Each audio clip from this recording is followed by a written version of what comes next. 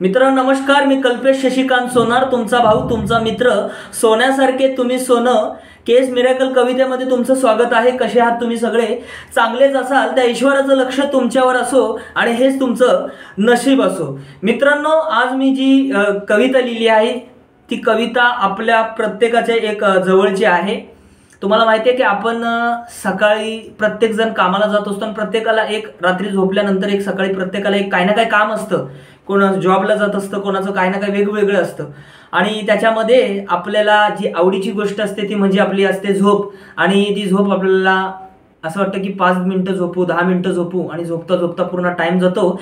त्याच्यावरच ही कविता लिहिली आहे. त्या कवितेचं नाव आहे आज घरून मी निघताना. कविताला मी सुरुवात करतो. आज मग घरून मी निघताना जरा मला उशीरच झाला, डोक्याखालची उशी मला निघाना, सगळी गडबड झाली आणि इथेच अगडबम झालं. उठतानाही लेट झालं, सगळीकडे उजाड झालं. झोपेत गाढ होतो, स्वप्नांच्या मूडमध्ये होतो. नाश्ता नाही केला, चहाचा प्याला ओठांना लावून निघालो. निघताना बाहेर पडलो, पडताच माझ्याकडे सगळे पाहू लागले. माझ्याकडे बघता बघता गालात हसू लागले. मुली एकटक प्रेमाने पाहत होते, मी त्याच नजरेने त्यांच्याकडे टकमक बघत होतो. प्रवासातही लोक माझ्याकडे आवर्जून पाहत होते. पाहता पाहता माझ्या केसांना मी हात फिरवत होतो. मी माझ्या मनात मी किती हँडसम आहे हे सांगत होतो.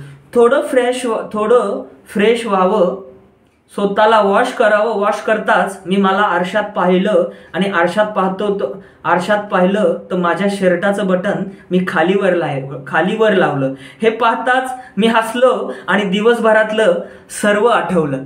तर मित्रांनो, ही जी कविता लिहिली आहे तुम्हाला कशी वाटली मला नक्की कमेंट करून सांगा.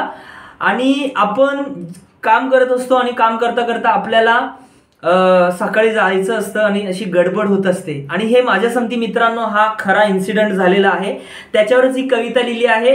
लाईक, शेअर अँड सबस्क्राईब आपल्या अशा सगळ्या मित्रांना पाठवा जे लोक अशी गडबडीमध्ये कामं करत असतात आणि अशी पूर्ण त्यांचा बँड वाजवत असतो. तर थँक्यू सो मच.